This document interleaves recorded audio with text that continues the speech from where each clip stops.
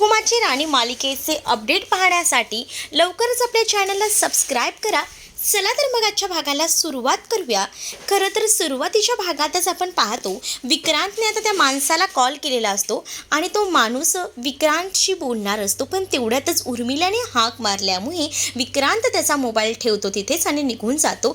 विक्रांतला माहीत नसतं की तेव्हा तिथे अचानकपणे नक्कीच राणी येईल की नाही हे त्याला माहीत नसतं, पण राणीची अचानकपणे त्या टेरेसवर एंट्री झाल्यामुळे आता राणीने तो फोन वाजलेला पाहिलेला असतो। राणी तो कॉल रिसीव्ह करते आणि राणी जेव्हा कॉल रिसीव्ह करते तेव्हा मात्र आता खूप मोठा धक्का जो आहे तो विक्रांतला बसतो, कारण जेव्हा विक्रांत तिथे येतो तेव्हा विक्रांत पाहतो आणि त्याच्या लक्षात आलेलं असतं की काहीतरी गडबड आहे आणि राणीने त्यावेळेला मोबाईल आपल्या कानाला लावलेला असतो आणि जेव्हा राणी फोनवर बोलत असते तेव्हा समोरचा व्यक्ती काही बोलत नसतो, त्यामुळे आता राणीला समजून जातं की नक्कीच काहीतरी गडबड आहे। विक्रांत आता तिच्यावर येऊन ओरडतो आणि तिला म्हणतो की तुझी हिंमत कशी झाली माझ्या फोनला हात लावायची। दुसरीकडे राणी तिकडनं निघून जाते, तर आता राणीला ठरवलेलं असतं राणीने की काही झालं तरी इंद्राला सरप्राईज द्यायचं आणि त्यासाठी तिनं असं खूप छान असं प्लॅनिंग केलेलं असतं। म्हणजेच आता ती अजितकडे गेलेली असते, अजितला ती बघते की तो काय करतोय। अजित तर आता तिचं काम करत असतो, त्याच वेळेला राणी तिथे जाते आणि म्हणते की प्लीज अजित आता माझे काम कराल का, मला ना इंद्रा सरांना एक छान असं सरप्राईज द्यायचं आहे।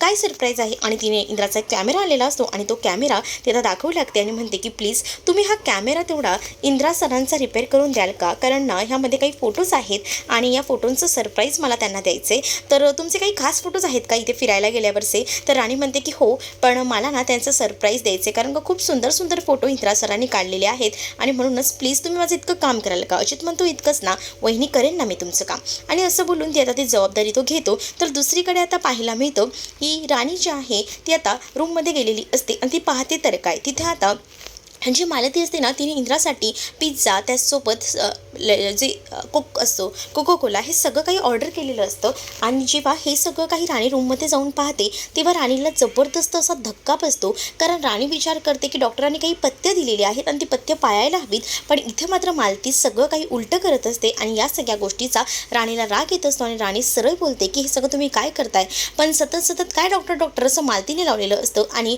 उलट आहे ना इंद्रासुद्धा आता बाजू घेत असतो आणि इंद्रा म्हणतो की मीच सांगितलं होतं आईला की नको हे सगळं करूस, खरं तर तिने माझ्यासाठी या सगळ्या गोष्टी केल्यात मला बरं वाटावं म्हणून, पण प्लीज तू तिला काही बोलू नको, असं काहीचं तो बोलत असतो। पण दुसरीकडे मात्र आता पाहायला मिळतं या सगळ्या गोष्टी तर होतच असतात, पण त्याच पहिला राणीने लगेच डॉक्टरांना कॉल केलेला असतो आणि डॉक्टरांना कॉल करून ती आता घडलेली घटना सांगते आणि म्हणते की काय खायला हवं काय नको हे जरा मला सांगाल का। तर डॉक्टरने जे काही पौष्टिक खाद्य आहे ते आता डॉक्टर सांगतात की हेच खायला हवं, आणि ते सगळं ऐकल्यावर मात्र आता इंद्राला धक्का बसतो आणि इंद्रा विचार करतो की बापरे आपण हे सगळं काय केलं।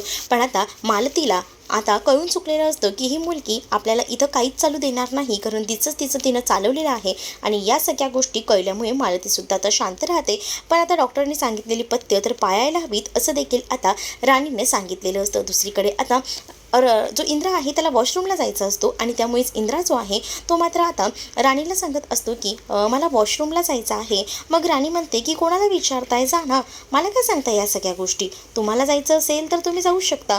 तर राणीला तो म्हणतो मी एकटा जाऊ का, मग राणी म्हणते मग काय मी सुद्धा येऊ का, तुम्हाला तुमचं जाता येत नाही का, तुम्हाला तर तुमचं जायला हवं, कारण का ऑलरेडी ना मला खूप त्रास होतोय आणि त्यामुळेच मी तुम्हाला स्पष्ट सांगते मला काही जमणार नाही आहे, तुमचं तुम्ही जा।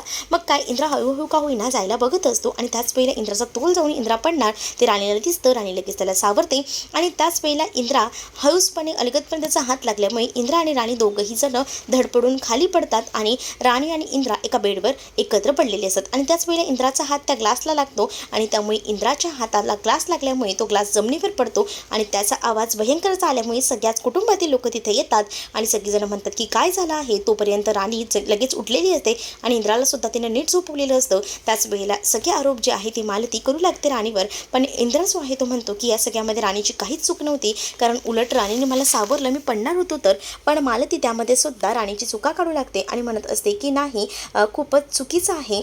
आणि त्यामुळे आता या सगळ्या गोष्टी ज्या आहेत त्या आता ऐकल्यामुळे खरं तर आबासाहेबांना राग येतो। आबासाहेब खूप जोरजोरात ओरडू लागतात आणि म्हणतात की बिचारा मुलीला इतकं सगळं बोलायची काहीच गरज नव्हती, आणि तिच्यावर ओरडतात आणि आवाज चढवू लागतात। त्यामुळे आता खूपच शांत असा आवाज आता तिचा बसलेला असतो, ती शांत राहते कारण ऑप्शन काहीच उठलेला नसतो मालतीकडे।